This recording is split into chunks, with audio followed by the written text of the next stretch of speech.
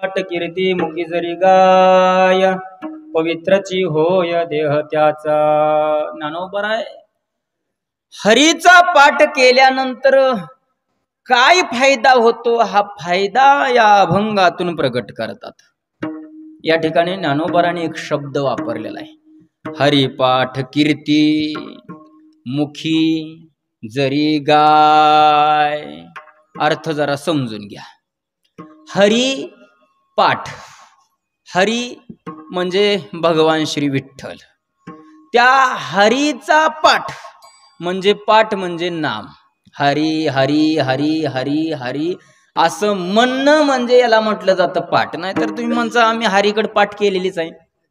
हरिपाठ म्हणजे काय? रोज आम्ही हरिपाठ करतो. काय करतो? काय नाही, देवाऱ्याकडे पाठ करून बसतो, असा अर्थ नाही हरिपाठाचा. हरिपाठ म्हणजे हरी हरी या नामाचा सतत पाठ करणं म्हणजे आवर्तन करणं, याला म्हणायचं हरिपाठ.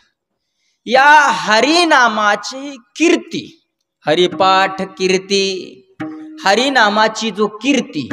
मुखी जरी गाय, मुखाने जर गाय, गाय म्हणजे देशी गाय जर्सी गाय असं नाही, गाय म्हणजे गायन करणं. रामकृष्ण गीती गाता, रामकृष्ण सतत मुखाने भगवंताचं नाम घेणं याला गाय असं म्हटलं जातं. गाय म्हणजे गाणं.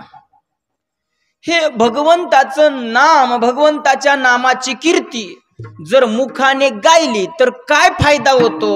ज्ञानोबा म्हणतात पवित्रची होय देह त्याचा, त्याचा देह हा पवित्र होतो.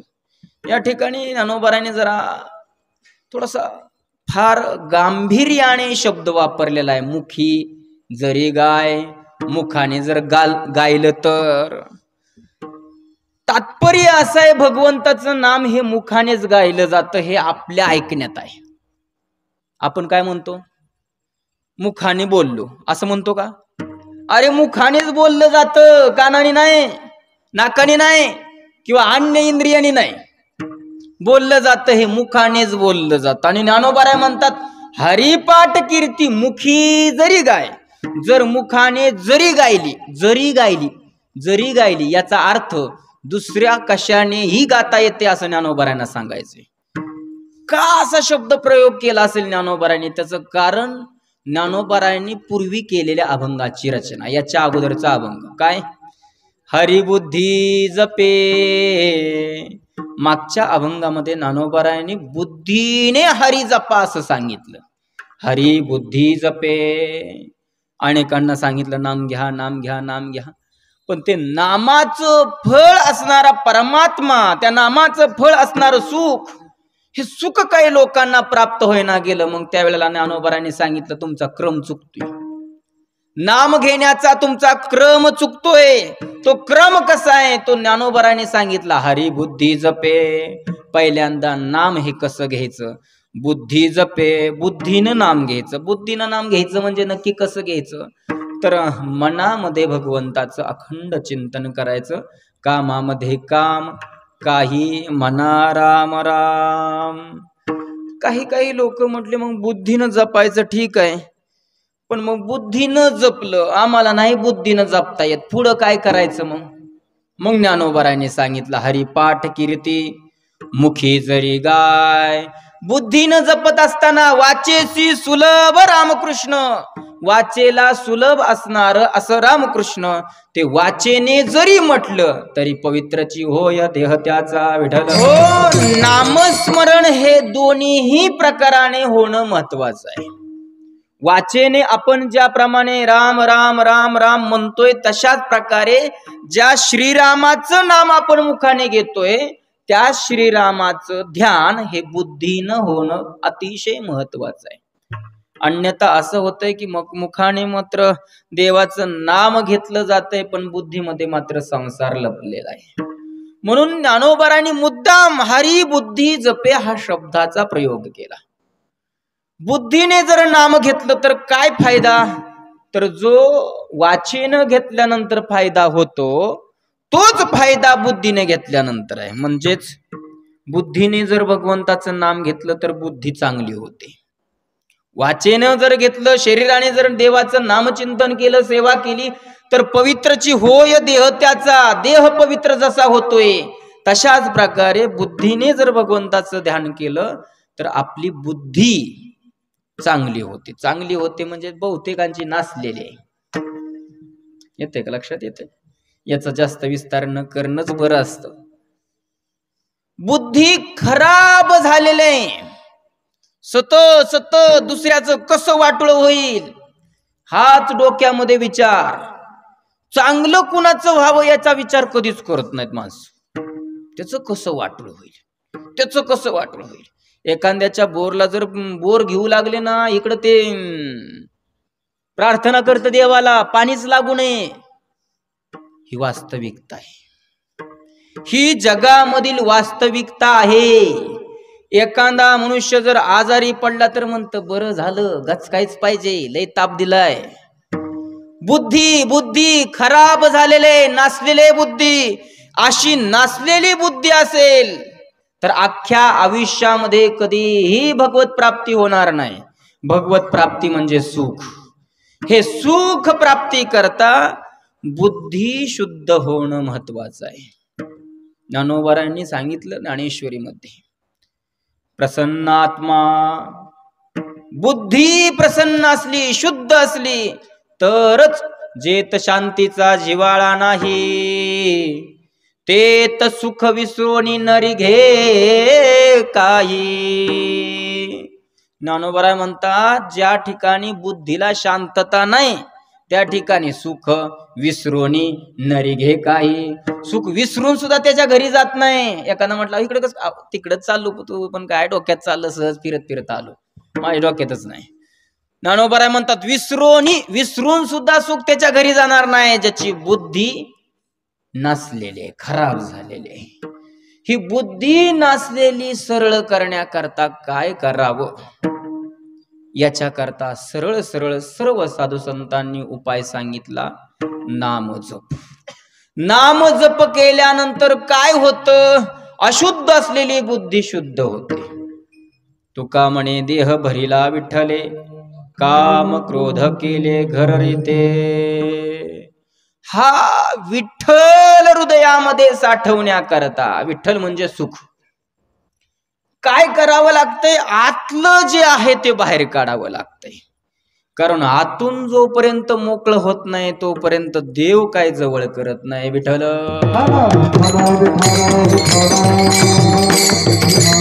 हो. आणि देव शब्दाचा अर्थ आहे सुख. सर्व सुखाचे आगर बाप रखमा देवीवर, सुखरूप ऐसा तुझा कोण सांगा, माझ्या पांडुरंगा सारिका तो. भगवान श्रीकृष्णाच्या चरित्रामध्ये कथाभाग येतोय. भगवंताच्या जवळ एक सारखी राहायची, स्त्रीलिंगी शब्द वापरतोय. एक सारखी राहायची. सगळ्या गवळणी तिच्यावर जळायच्या. गवळणी म्हणायच्या, काय हिनं पुण्य केलंय, सारखं भगवान श्रीकृष्ण तिला जवळ ठेवतोय. सारखं जवळ म्हणजे झोपाय लागले की उशाला ठेवतोय, कुठं बाहेर चाललं की कमर लाडकवतोय. येतंय का लक्षात? बघा, बसला की लगेच ओठाला लावतोय न वाजवतोय. आंघोळीला गेला तरी जवळच काठावर कपड्यामध्ये झाकून ठेवतोय, बाहेर आला की लगेच हातात घेतोय. काय हिनं पुण्य केलंय? गवळणी विचार करायच्या. कोण? बासरी. काय या बासरीनं पुण्य केलंय? काय पुण्य केलंय? कधी म्हणजे कधीच भगवान श्रीकृष्ण तिला सोडत नाहीत. अखंड सोबत जेवण करायला जरी भगवंत बसले तरी आपल्या मांडीवर बासरीला ठेवायचे. अखंड सोबत बासरी राहायची. गवळणी जळायच्या, जशी सवती तशीच जळायच्या. हिलाच का म्हणे एवढं जीव लावतात? आम्ही नाही काय पुण्य केलं? आम्ही बी पुण्य करतोय, आम्ही भक्ती करतोय, पण ही निर्जीव आहे, हिच्यावर एवढं प्रेम आहे तेवढं आमच्यावर का नाही? काय हिनं पुण्य केलं? हिला विचारावंच तरी, काय पुण्य केलंय पूर्वीच्या जन्मामध्ये? परंतु विचारायचं म्हटलं तरी कधी मोकळीक भेटत नव्हती. सतत भगवंताच्या जवळच. एक दिवशीचा प्रसंग, भगवान श्रीकृष्ण आंघोळी करता यमुनेमध्ये उतरलेल्या डोहामध्ये लहान लहान सवंगडी सर्व पाण्यामध्ये जलक्रीडा करतात. तेवढ्यात गवळणी पळत पळत गेलेल्या आहेत. हळूच बासरी उचलली आणि एका झाडाच्या मागे जाऊन त्या बासरीला उच्च दगडावर ठेवलेल्या, आसनावर ठेवलेला आहे. कडणी उभ्या राहिलेल्या आहेत गवळणी, आणि गवळणी उभ्या राहून हात जोडतात आणि विनंती करतात, काय पुण्य केलंय तू, काय पुण्य केलंय आम्हाला सांग, की ज्या पुण्याने भगवंत अखंड तुला जवळ ठेवतात, अखंड तू भगवंताच्या सान्निध्यात आहे. भगवंताची कृपा त्या बासरीवर झाली. भगवंताच्या अखंड सान्निध्यात असणारी ती बासरी बोलू लागलेली आहे. ती बासरी म्हणते, मी काहीच नाही केलं, काहीच केलं नाही, कसं काय देवाला एवढी प्रिय झाली. त्या बासरीनं सांगितलं, मी एवढंच केलं, फक्त काय केलं, मी आतून मोकळे झाले, मी आतून मोकळी झाले, म्हणून भगवंतानी मला हातात धरलं. नाही लक्षात आलं का? पवा बासरी आहे ना, आतून पोकळ असते, कुठं सुद्धा गाठी नसतात. मी आतून मोकळी झाले, गाठ्या नाहीत माझ्या आत, मोकळी झाले, मोकळी, त्यामुळे भगवंत मला हातामध्ये धरतात, अखंड वागवतात. तात्पर्य काय आहे या कथेचं? काय तात्पर्य? शुकाचार्यांनी या कथेचं तात्पर्य सांगितलं, जो आतून मोकळा झालाय तो भगवंताला वडिला संसार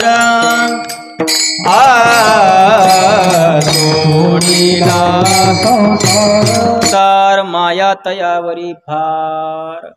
ज्यांनी आतले दुर्गुण नष्ट केले, आतून जे मोकळे झाले, दुर्गुंधी ज्यांनी बाहेर काढली, माया तयावरी फार. भगवंताची माया असते, प्रेम असतं. आणि एकदा का आतून मोकळा झाला की मग काय होतं, येवोनी गोपाळ राहे तेथे तुका म्हणे चित्त करावे निर्मळ. येवोनी गोपाळ राहे तेथे. सेना महाराज सुद्धा म्हणतात, घातले बाहेरी काम क्रोध वैरी, बैसला अंतरी पांडुरंग. आणि एकदा का बुद्धीमध्ये, अंतकरणामध्ये तो पांडुरंग बसला. अनेक जण म्हणतील आता तो पांडुरंग विठेवर आहे, ते आत कसा बसणार? तर आत बसणं या शब्दाचा अर्थ अखंड नामस्मरण होणं, अखंड त्या परमात्म्याचं ध्यान होणं. अखंड जर त्या परमात्म्याचं ध्यान व्हायला लागलं की मग काय होतं, दुसरी स्टेप ज्ञानोबराय सांगतात, हरिपाठ कीर्ती मुखी जरी गाय, पवित्रची होय देह त्याचा, तो देह वाणी पुण्यवंत, त्याचा देह आणि वाणी ही पुण्यवान अर्थात पवित्र होऊन जाते. यामधली स्टेप आहे. पहिल्यांदा बुद्धीनं भगवंताचं नाम घेणं, आणि एकदा का बुद्धीनं घेतलं, बुद्धीमध्ये रुजलं की वाणीनं घ्या असं सांगावंच लागत नाही. तुकोबारायने वापरलेला आहे शब्द, नेघे माझी वाचा तुटी, महालाभ हुकासाठी, माझी मज झाली अनावर वाचा, छंद या नामाचा घेतलासे. एकदा का अंतकरणामध्ये नाव रुजलं की मग मुखाने घ्यावं लागत नाही, आपोआप येतं. गुरुवर्य बाबा सांगत असतात, धो धो धो धो धो मूर पाऊस जर झाला, मूर पावसा वाहता नाही, आणि खालच्या पाण्याला का एकदा वरचं पाणी भिडलं की मग काय होतं, खालचं पाणी वर उपळतं, खालचं पाणी वर उपळतं. ते कधी वरचं ज्या वेळेला आत भिडतं त्यावेळेला. तसं एकदा का अंतकरणामध्ये बुद्धीमध्ये नाम रुजलं की मग वाणीनं देवाचं नाम घ्यावं लागत नाही, आपोआप येतं विठ्ठल. पहिली स्टेप आहे बुद्धीने नाम घेणं, आणि दुसरी स्टेप आहे भगवंताचं वाचेनं नाम घेणं. जसं भाजी करताना सुद्धा स्टेप असतात. आता हे माझ्यापेक्षा महिलांना माहिती आहे. पहिल्यांदा काय असतं, पाणी टाकायचं, बरोबर का? नाही ना, पाणी नसतं पहिल्यांदा टाकत, नाहीतर पाणी टाकायचं आणि परत त्याच्यात मग वांग बटाटा काय असेल ते टाकायचं, वरून तेल मीठ, असं नाही. पहिल्यांदा तेल टाकलं जात, नंतर मोहरी, जिरं नाही, जिरं नंतर. मोहरी जरा फुटायला वेळ लागतो, ती जाड असते जिऱ्यापेक्षा. जिरं जर अगोदर टाकलं ना मग ते जिरं करपून जातं मोहरी फुटपर्यंत. त्यामुळे अगोदर तेल टाकायचं, नाहीतर अगोदर तुम्ही मोहरी टाकणार आणि परत तेल टाकणार असं नाही. अगोदर तेल, नंतर मोहरी, नंतर जिरं, नंतर मग काय कांदा लसूण खोबरं काय असेल ते असेल त्याच्यामधला मसाला, कोथिंबीर सुद्धा त्याच्यात टाकायची नाही. तेवढं झाल्यानंतर मग पाणी टाकलं जातं, किंवा सुकी भाजी करायची असेल तर भाजी टाकली जाते, बटाटा चिरून टाकला जातो. हा बटाटा चिरून धुवायचा नसतो, अगोदर धुवायचा अक्का, आणि बहुतेक महिला काय करतात, चिरतात आणि पाण्यात टाकतात. पाण्यात टाकलं की संपलं, त्याच्यातलं जे जीवनसत्व आहे ते पाण्यात उतरलं. तुम्ही पाणी देता टाकून, ते पाणी जर तुम्ही पुन्हा भाजीत जर टाकलं तर मग फायद्याचं आहे. मी कशाला सांगतोय तुम्हाला, स्टेप सांगतो, असं द्या, स्टेप बाय स्टेप. भाजी टाकावी, आणि भाजी ज्या वेळेला शिजेल, भाजी जे असेल ते असेल, बटाटा असेल, टमाटा असेल, वांग असेल, जे असेल ते, भाजी शिजल्यानंतर मीठ टाकायचं. बहुतेक जण फोडणीत टाकतात, हे चुकीचं आहे. फोडणीत जर मीठ टाकलं तर भाजी शिजायला जरा वेळ लागतो, 1-2 मिनिटाचा का होईना फरक पडतो. आणि 1-2 मिनिटासाठी जर गॅस चालत असेल तर बघा ना, रोज एका टायमाला जर 2 मिनिटं जास्त चालत असेल तर 2 टायमाचे झाले 4 मिनिटं वाढले. 2 टायमाचे जर 4 मिनिटं वाढत असतील तर आठवड्याचे किती मिनिटं वाढतात, महिन्याचे किती वाढतात, वर्षाचे किती वाढतात. गॅस टाकी निश्चितच वाढत असेल, जरा विचार करा. संसार अशा डोक्याने करा. विठ्ठल क्रम सांगतोय मी, क्रम. साधारण भाजी करण्यामध्ये जर क्रम असेल तर भक्ती करण्यामध्ये क्रम नाही, हे कसं काय? भक्तीत सुद्धा क्रम आहे. क्रम, पहिला क्रम आहे बुद्धीने नाम घेणं, आणि दुसरा क्रम आहे हरिपाठ कीर्ती. मुखाने भगवंताचं नाम येतं. पहिल्यांदा आत रुजतं, आणि आत रुजलं की मुखाने येतं, आणि मुखाने आलं की काय होतं, पवित्रची होय देह त्याचा. जशी बुद्धी पवित्र होते तसंच देह सुद्धा पवित्र होतो. देह कसं काय पवित्र होतो? काय झालं तेव्हा, उंबऱ्यावर जर आपण दिवा ठेवला तर त्या दिव्याचा प्रकाश आत पडतो का बाहेर? हो, दोन्हीकडे पडतो. तसं भगवंताचं नाम बुद्धीमध्ये रुजलं, आत असलं की बाहेर बी प्रकाश पडतो. बुद्धी पवित्र झाली रे झाली, देह सुद्धा पवित्र होतो. वास्तविक पाहिलं तर देह हा पवित्र नाही. तुकोबाराने या देहाचं वर्णन केलं. शरीर रोगाचे भांडार, शरीर दुःखाचे कोठार, शरीर दुर्गंधीची थार, नाही अपवित्र शरीरा ऐसे, नाही अपवित्र शरीरा ऐसे. नाही अपवित्र शरीरा ऐसे, या शरीरासारखं जगामध्ये अपवित्र असं काहीच नाही. बघा ना, एक दिवस असा असतो, जिलेबी किती भारी काच मध्ये दिसत असते, गोल गोल गोल गोल, लाल पिवळे येडे, काय भारी. ते बारक बघत, म्हणत बाबा मला जिलेबी खायची. जिलेबी खात, एकच रात्र जिलेबी पोटात राहते, काय अवस्था होते दुसऱ्या दिवशी तिची, आपल्याला डुकून बघू वाटत नाही. विठ्ठल, हो, 5-6 तास रात्रीत राहिलेली जिलेबी दुसऱ्या दिवशी तिची काय स्थिती होते. पण काय प्रेम असतं आमचं त्या शरीरावर. दिवसातनं 5-6 वेळा आरशात बघावं लागतं, पावडर थापावी लागते. एवढं प्रेम आमचं या नाशिवंत आणि अपवित्र शरीरावर असतं. कितीही शरीराला वर्ण सजवलं, शेंट मारो, पावडर लावो, करावं न करावं याविषयी मला विचार नाही करायचा. शरीर शुद्ध असलं पाहिजे, एवढा प्रत्येकानेच कामगिरी घेतली पाहिजे, तो भाग वेगळा आहे. पण केवळ शरीराकरताच दिवसातला प्रत्येक क्षण घालवणं हे कितपत योग्य आहे हा विचार आपण नक्कीच करणं आवश्यक आहे. कितीही काय करावं पण शरीर हे कधीच पवित्र होत नाही.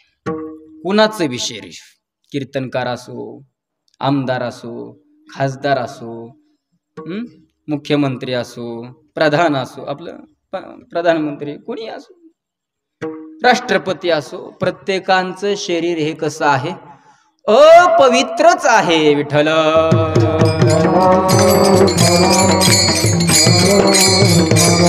हो, भगवंत सांगतात नवद्वारे पुरे देही. या शरीराला एकूण 9 दरवाजे आहेत.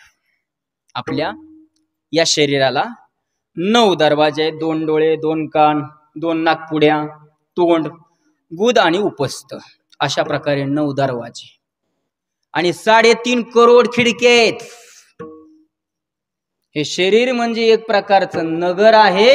या नगरामध्ये 9 दरवाजे आहेत आणि 3.5 करोड खिडक्या आहेत. तुम्ही म्हणसाल 3.5 करोड खिडक्या कुठल्या? आता डोळे, कान, नाक हे दरवाजे आहेत, हे आम्हाला समजलं बा. पण खिडक्या 3.5 करोड आपल्या अंगावर केस आहेत. शेंडीपासून अंगठ्यापर्यंत घरी जाऊन मोजा, इथं नका मोजत बसवता. 3.5 करोड रोम म्हणजे खिडक्या आणि 9 दरवाजे. या 9 दरवाजातून आणि 3.5 करोड खिडक्यामधनं घाणच येते. कुठलाच असा अवयव नाही शरीराचा जो वाईट नाही, अपवित्र नाही. सगळ्याच दरवाजातनं आणि सगळ्यात खिडक्यातनं घाण येते. घाम म्हणजे काय चांगला आहे काय? खूप तहान लागली, खूप तहान लागली, असं केलं पिळलं होतं. अपवित्र आहे. शरीरापासून बाहेर निघणारी प्रत्येक घटक हे अपवित्र आहेत. शरीरातून रक्त जरी बाहेर निघलं तरी ते अपवित्र मानलं जातं. जे देवपूजा करतात, म्हणजे ज्यांना देवपूजा करायची, अध्ययन करायचे, अभ्यास करायचा आहे, ज्ञानेश्वरी पारायण करायचे, अशाने थोडं जरी करकटलं आणि रक्त जर सांडलं तर पुन्हा पारायणाला बसताना आंघोळ करून बसावी असं शास्त्र आहे. कारण अंगातून रक्त जरी निघलं तरी अपवित्र झालो असं शास्त्र सांगतं. आमचे गुरुवर्य बाबा ज्या वेळेला साधनेमध्ये बसतात त्यावेळेला सहज लघवीला जरी गेलं तर लघवीहून आलं की आंघोळ करतात आणि मग साधनेला बसतात. विठ्ठल हो, शरीरातून ज्या वेळेला घटक बाहेर पडतो त्यावेळेला तो घटक सुद्धा अपवित्र मानलेला आहे. शरीर हे अतिशय अपवित्र आहे. काही जणांचं शरीर जिवंतपणे अपवित्र असतं आणि मेल्यानंतर सुद्धा अपवित्र असतं. त्यामध्ये आपलं नाव. आता जरा लक्षात ठेवा. आहे का? लक्ष आहे का? लक्ष आहे ना? का लक्ष गेला? लक्ष आहे ना इथं? लक्ष म्हणजे लक्ष. पहिला घटक आहे देह जिवंतपणी अपवित्र आहे आणि मेल्यानंतर सुद्धा अपवित्र आहे. तुम्ही लक्षात ठेवा. पहिला प्रकार जिवंतपणी सुद्धा अपवित्र आणि मेल्यानंतर सुद्धा अपवित्र. दुसरा प्रकार जिवंतपणी अपवित्र पण मेल्यानंतर पवित्र. दुसरा प्रकार जिवंतपणी अपवित्र पण मेल्यानंतर पवित्र. तिसरा प्रकार जिवंतपणी पवित्र मेल्यानंतर अपवित्र. चौथा प्रकार जिवंतपणीही पवित्र आणि मेल्यानंतरही पवित्र. बोला पहिला घटक. कोणाच्या लक्षात नाही का? पहिला घटक जिवंतही अपवित्र आणि मेल्यानंतरही अपवित्र. त्याच्यामध्ये भक्ती वीन राहणारी माणसं हे जिवंतपणी सुद्धा अपवित्र आहेत आणि मेल्यानंतर सुद्धा अपवित्र आहेत. कावळा सुद्धा शिवत नाही, नको म्हणतो, घाण आहे शरीर. जिवंतपणी सुद्धा अपवित्र आहे आणि मेल्यानंतर सुद्धा अपवित्र आहे.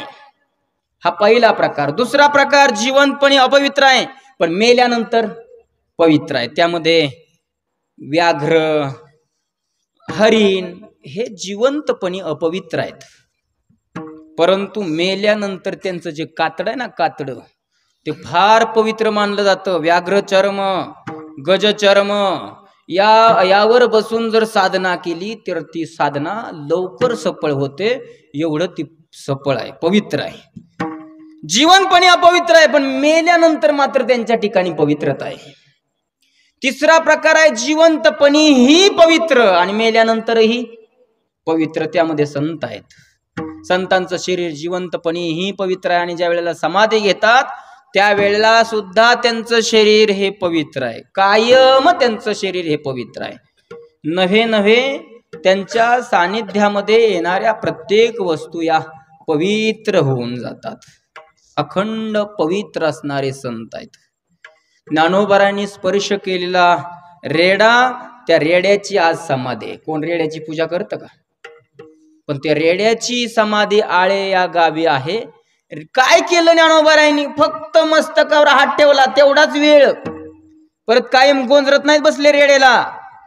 एकदाच डोक्यावर हात ठेवला, आज त्या रेड्याची समाधी आहे. ज्ञानोबाराय ज्ञानेश्वरी सांगत असताना ज्या खांबाला टेकून बसले त्या खांबा करता मंदिर आहे नेवाशा या गावी. एरवी मंदिराला खांब असतात, पण खांबा करता मंदिर असलेलं एकमेव ठिकाण म्हणजे नेवासा. काय कारण? ज्ञानोबारांचा स्पर्श झाला म्हणून ते पवित्र झालं. इंद्रायणी का पवित्र आहे? ज्ञानोबारांचा स्पर्श झाला म्हणून. चंद्रभागा का पवित्र आहे?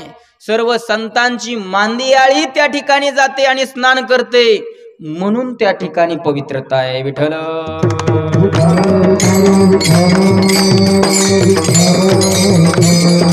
हो.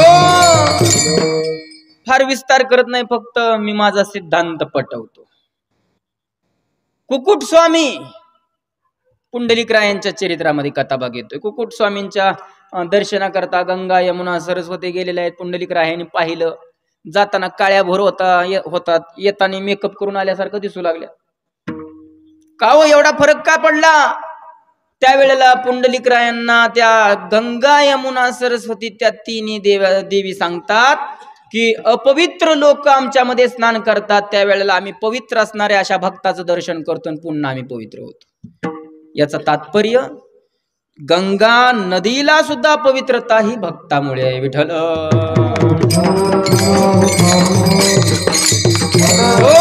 हरिपाठ कीर्ती मुखी जरी गाय पवित्राची होय देह, त्याचा देह पवित्र होतो.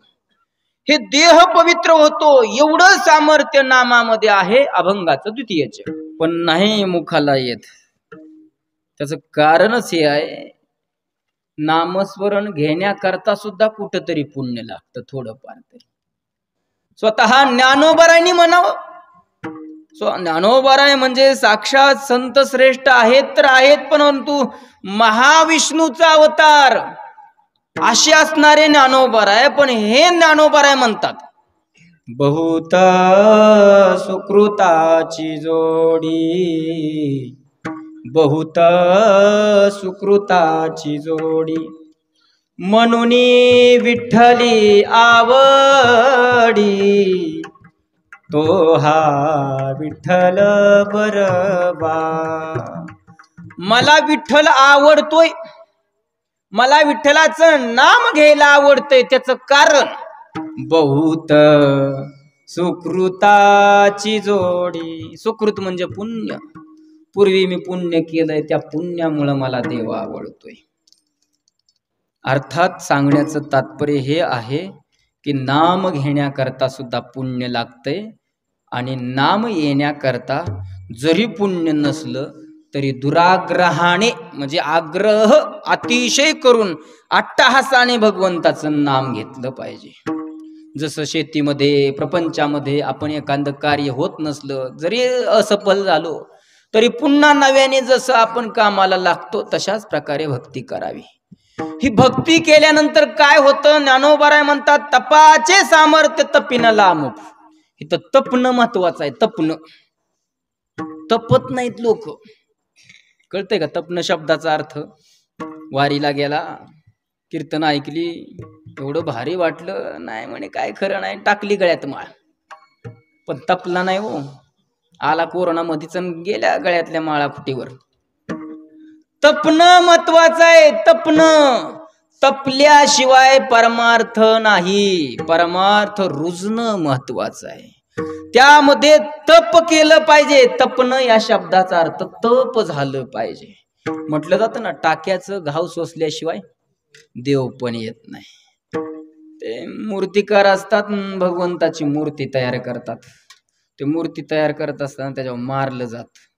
जे दगड फुटतात ना ते बाजूला पडून जातात, जे स्वसतात त्यांना मंदिरामध्ये ठेवलं जातं, त्यांची पूजा केली जाते. कायम अखंड त्याला देव मानून पूजा केली जाते आणि लोकांच्या श्रद्धेस्तव त्या दगडामध्ये देव प्रगट होतो. देव त्यामध्ये येतो. प्राणप्रतिष्ठा केल्यानंतर त्या मूर्तीमध्ये ज्यांनी सोसलं त्याच, आणि ज्यांनी सोसलं नाही ते कुठं जातं माहितीये का? एकतर निम्यातनं तुटलेलं पायरीला जातं, लयच तुटलेलं एवढं एवढं राहिलं असलं तर नारळ फोडायला कामाला येतं. त्या बी कामाला नाही आलं तर जे नेत नाही त्यांच्या कामाला येतं. तप केल्याशिवाय कोणतीच गोष्ट प्राप्त होत नाही. या नामामध्ये तप झालं पाहिजे, तप झालं पाहिजे, आणि तपाशिवाय नाही प्राप्त होत. ज्ञान सुद्धा सोपं नाही. आज हे मृदुंग वाजवणं एवढी सोपी गोष्ट नाही. पहाटे उठून अखंड अविरतपणे आळस न करता पखवाज वाजवला जातो. त्यावेळेला हे प्राप्त होतात. आमची लेकरं 4:30 वाजता उठतात. आता एक एवढी काही थंडी नाही, मागे थंडी होती, अशा दिवसात घाम येत होता त्यांना. थंडीत पावसाच्या काळामध्ये थोडी थंडी होती, अशा काळामध्ये सुद्धा घाम येत होता. हे काय आहे? तपिनला. तपणं महत्वाचं आहे. त्याची सेवा झाल्याशिवाय काहीच प्राप्त होत नाही. ज्ञान प्राप्त करणं एवढी सोपी गोष्ट नाही. ज्ञान प्राप्त करण्याकरता सुद्धा त्यामध्ये तपणं महत्वाचं आहे. अर्थातच कष्ट घेणं महत्वाचं आहे. कष्टाशिवाय कोणतंही प्राप्त होत नाही. या ठिकाणी ज्ञानोबराय म्हणतात तपिनला, जो या नामामध्ये तपलाय, ज्याने तप केलेला आहे, अमूप खूप तप केलेला आहे, अशाच्या बाबतीत काय होतं? चिरंजीव कल्प वैकुंठी नांदे, तो चिरंजीव होतो. नाहीतर एरवी लोकांना वाटतं गळ्यात माळ पडली का नाही, आम्हाला वैकुंठावनं इमानच यावं, जसं तुकोबारायनं आलं. लोकांना वाटतं आपण माळ घातली का नाही आता, मग आपल्याला आता काटा सुद्धा टोचला नाही पाहिजे, अशी लोकांचं मत असतं. पण ज्ञानोबराय म्हणतात जो तपिनला आहे तो चिरंजीव कल्प वैकुंठ नांदे, वैकुंठी नांदे, तो पहिल्यांदा चिरंजीव होतो. चिरंजीव म्हणजे न मरण. तो मरत नाही. जरी मारायचं ठरवलं तरी मरत नाही. जरी मारायचं ठरवलं तरी मरत नाही. स्वतः भगवंत जरी मारू लागले, जरा बारकाईने शब्द ऐका, स्वतः भगवंत जरी मारू लागले, कुणाला? तपिनला अमूप नामा काय चिरंजीव कल्प वैकुंठी नांदे, जो यामध्ये तपलेला आहे, नामामध्ये जो तंपलेला आहे, त्याला भगवंतानी जरी मारायचा प्रयत्न केला तरी मरत नाही. एक दृष्टांत सांगतो आणि पुढे चालतो. विठ्ठल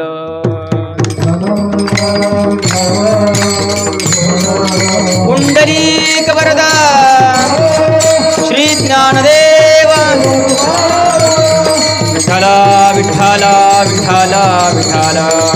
हो, नामाच्या तपाचं सामर्थ्य असं आहे की नामाचं तप ज्याने केलेलं आहे, त्या नामाचं तप केलेल्या व्यक्तीला स्वतः देवाने जरी मारण्याचा प्रयत्न केला तरी तो मरू शकत नाही. एरवी वाक्य आहे, देव तारी त्याला कोण मारी, पण देव मारी त्याला कोण तारी, याचं उत्तर काय? देव मारी त्याला कोण तारी, तर याचं उत्तर आहे नाम. देव तारी त्याला कोण मारी हे म्हटलं जातं, पण देवच मारी. देवाने स्वतः ठरवलं याला मारायचं, तर जिवंतच नाही ठेवायचं. अशाला कोण वाचवणार? तर त्याला फक्त देवाचंच नाम वाचवेल. प्रसिद्ध दृष्टांत रामायणात. रामायण युद्ध झालं, रावण मेला, पुन्हा अयोध्येमध्ये सुंदर अशा प्रकारे समृद्धीवान राज्य चालू आहे. रोजचा नित्यक्रम सर्व अखंड चालू आहे. एक दिवशीचा प्रसंग आहे, सकाळची वेळ आहे.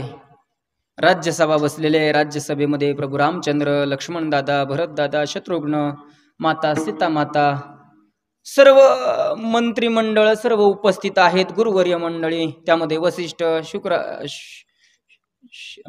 वसिष्ठ नंतर काय विश्वामित्र हे ऋषी त्या ठिकाणी उपस्थित आहेत. तेवढ्यात हनुमंतराय चालले सभेमध्ये आत. मधीच प्रगट झाले नारद महर्षी. नारद महर्षी प्रगट झाले आणि नारद महर्षींना पाहिलं आणि हनुमंतरायाने हात जोडले. हात जोडल्यानंतर नारद महर्षी बोला कसं काय आज इकडे येणं केलं. त्यावेळेला नारद महर्षी म्हणतात, हनुमंतराया मी आज तुम्हालाच भेटण्याकरता आलोय. मला आणि तुम्ही कशा करता बरं? काय नाही, थोडस तुमचं चुकतं या. मला काय जरा तुमचं ते पटनच गेलं. मग म्हणलं आपलं लोकांतात सांगण्यापेक्षा आपलं अगोदर आत जाण्यापेक्षा बाहेरच सांगावं. काय चुकतंय माझं सांगा. लय मोठी चूक होती तुमची. काय मोठी चूक आहे? तुम्ही प्रभू रामचंद्रांच्या पाया पडता, ठीक आहे, ते देव आहेत. लक्ष्मण दादा, शत्रुघ्न, भरत दादा मातेच्या पाया पडताय, ठीक आहे, ते सुद्धा देवतुल्य आहेत. वसिष्ठ ऋषींच्या पाया पडताय, ते सुद्धा ठीक आहे, ते गुरुवर्य आहेत, ब्रह्म मूर्ती आहेत, ते ब्रह्म ऋषी आहेत, त्यांच्या पाया पडता, ठीक आहे. पण तुम्ही विश्वामित्राच्या पाया पडतात ते काय मला नाही आवडलं. का? अहो ते सुद्धा ऋषी आहेत ना. कशाचे ते ऋषी? असा शब्द वापरला आणि यांनी यांचं प्रवचन सुरू केलं. आता प्रवचन करणारे, कीर्तन करणारे आमच्यासारखे कीर्तनकार नव्हते. साक्षात मूळ कीर्तनकार. मूळ कीर्तनकार म्हणजे कोण? नारद महर्षी. या गादीला काय म्हटलं जातं? नारदी गादी म्हटलं जातं ना. का म्हटलं जातं? कारण पहिलं कीर्तनकार कोण आहेत? नारद महर्षी आहेत. नारद महर्षी पहिले कीर्तनकार, नंतर बाकीचे कीर्तनकार, बाकीचे हबप, पहिले हबपती आहेत. आता त्यांनी एवढं रंगवून सांगायला, आम्ही सांगायला लागलो तरी लोक एवढे एकटक बघतात. ते तर नारद महर्षी. नारद महर्षींनी सांगितलं, खरंच हनुमंतरायांना खरोखरच वाटलं म्हणे विश्वामित्राच्या अजिबात पाया पडणार नाही मी आजपासून, पायाच पडणार नाही. काय सांगितलं काय माहित, आता त्यांची त्यांनाच माहित. पण भरपूर भरवून सांगितलं. नारद महर्षींनी सांगितलं आणि हनुमंतरायाने सुद्धा कानावर विश्वास ठेवला. हनुमंतराय आले, प्रभू रामचंद्रांच्या पाया पडले, सर्वांच्या पाया पडले, वसिष्ठ ऋषींच्या पाया पडले. आता गप बसायचं का नाही? नव्हतं पाया पडायचं त्यांचं तर राहून द्यायचं, तसंच माघारी फिरायचं. पण पाया नाही पडले, पुढं गेले, त्यांच्या पुढं गेले, हात नाही जोडले, पाठ केली ना अशी शिपटे हलवली त्यांच्या नाकाजवळ. नाकाच्या जवळ शिपटे हलवली ना अचानक त्यांना शिंक आली. जी राग आला त्यांना विश्वामित्रांना, विश्वामित्र तडकन उभा राहिले म्हणे, हे प्रभू रामा, तुझ्या दरबारामध्ये माझा घोर अपमान, मी आज या सभेमध्ये थांबत नाही. माझा एवढा मोठा घोर अपमान केलाय, मी सभेमध्ये थांबत नाही. प्रभू रामचंद्रांनी हे कृत्य झालेलं पाहिलं नव्हतं. प्रभू रामचंद्रांनी कोणताच विचार केला नाही आणि सहज लगेच आक्रोशात, क्रोधामध्ये प्रभू रामचंद्रांनी सुद्धा निर्णय सांगितला, ज्यांनी कुणी तुमचा अपराध केला असेल, अपमान केला असेल, तो व्यक्ती उद्याचा सूर्य उदय बघणार नाही. ज्याने तुमचा अपमान केलाय तो उद्याचा सूर्य पाहणार नाही. अशा प्रकारे ज्या वेळेला प्रभू रामचंद्रांनी एक बाणी एक वचनी, प्राण जाये परी वचन न जाये, विश्वामित्र सुद्धा थरथर कापू लागले. म्हटले मी बोललो खरं, पण हा परिणाम मला अपेक्षित नव्हता. प्रभू रामचंद्रांना समजलं आणि प्रभू रामचंद्रांच्याही डोळ्यामध्ये पाणी आलेलं आहे. पण काय करणार? वचन प्रिय या ठिकाणी बाकीच्या गोष्टी नाही, वचन दिलं. काय करायचं? हनुमंतराय तर लटलटच कापू लागले. म्हणे आता अवघडच झालंय. पुन्हा नारद महर्षींना गाठलं. नारद महर्षींना म्हटले, उगच बुवाच्या नादी लागलो. बुवाच्या नादी लागल्यानंतर असं होतं, मला नव्हतं माहित. काय झालं वाटतं का तुम्हाला? काय कुशाल कळ लावून गेले ना, आता माझं केलं आयुष्याचं वाटुळ म्हणे. का ते काय असा पराक्रम झाला, सगळं सांगितलं म्हणे. नका काय अडचण घेऊ. काय करायचं मग? नदीमध्ये जा, शरयू नदीमध्ये सांगितलेलं आहे, बसायला सांगितलेलं आहे. डोळे झाकून बसलेले आहेत, कमरा एवढ्या पाण्यामध्ये बसलेले आहेत, डोळे झाकून बसलेले. आणि सांगितलं एवढंच म्हणा. काय म्हणायचं?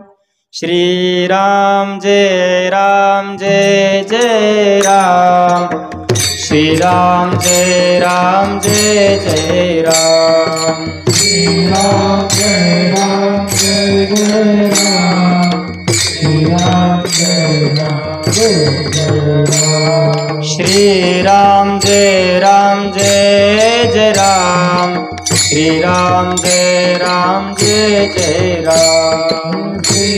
मंत्र आहे प्रभू रामचंद्रांचा जप करतात, खेदयुक्त अंतकरणाने स्वतः भगवंत हातामध्ये धनुष्य घेऊन आलेले आहेत। खेद वाटतोय, दुःख होतंय, अशा ही अवस्थेमध्ये बाण सोडला। तो बाण हनुमंतरायांच्या जवळ आलेला आहे। हनुमंतरायांनी डोळे झाकलेले आहेत। प्रभू रामचंद्रांचं नाम घेत होते आणि त्या नामाचं कवच हनुमंतरायांच्याकडून तयार झालं। ते बाण, त्या बाणाने हनुमंतरायांना प्रदक्षिणा केली आणि पुन्हा भगवंताच्या जवळ जाऊन तो बाण बसलेला आहे। प्रभू रामचंद्रांनी दुसरा बाण सोडला, तिसरा बाण सोडला, असे करता करता अनेक बाण सोडले। हा पराक्रम, नामाचा प्रताप, सामर्थ्य सगळे पाहत आहेत। आणि त्याच वेळेला विश्वामित्रांच्याही लक्षात आलं, नारद महर्षींनी ही लीला का केली, याचं कारण नामाचं सामर्थ्य दाखवण्याचं आहे, माझा अपमान करण्याचं नाही। प्रभू रामचंद्रांना विनंती केली, तुम्ही काय मारण्याचा प्रयत्न करू नका, कारण नाम, तुझ्या नामाचा महिमा तुझ नकळे मेघश्यामा। नामाचं सामर्थ्य एवढं आहे, तपाचे सामर्थ्य तपिनला अमूप, चिरंजीव होतो। आणि काय होतं, वैकुंठी नांदे, तो वैकुंठामध्ये नांदतो। वैकुंठामध्ये नांदतो म्हणजे वैकुंठाला जातो। मेल्यानंतर लेतात वैकुंठवासी, पण गेलेला असतो का नाही याचा विचार करायचा। वैकुंठवासी निश्चितच नसतो, याचा विस्तार मला आता नाही करायचा। वैकुंठामध्ये तो जातो, एकटाच जातो?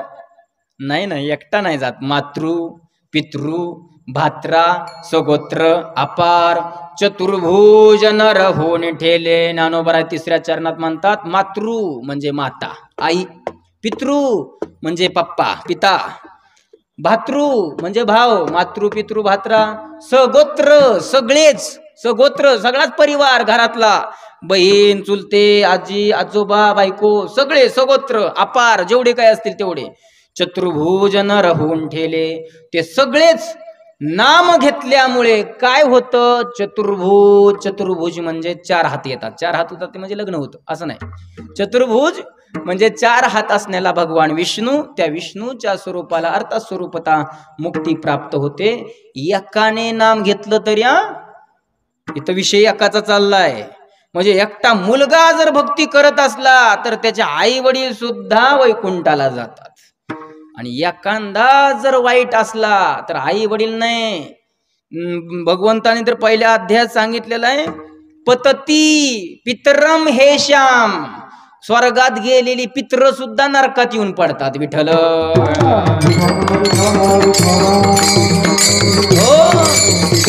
नखाग्री व्याळू लागे, ज्ञानोबा म्हणतात, नखाग्री व्याळू लागे, तो शिखात व्यापी वेगे।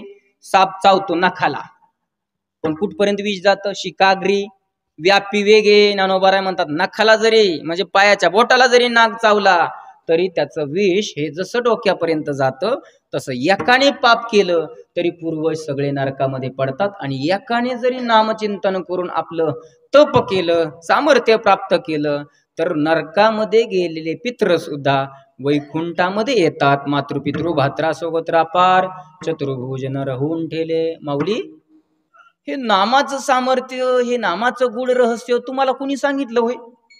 कुणी सांगितलं हे? ज्ञानोबा म्हणतात, मला माझ्या गुरूंनी सांगितलं, निवृत्तीनाथांनी सांगितलं, अभंगाचं शेवटचं चरण।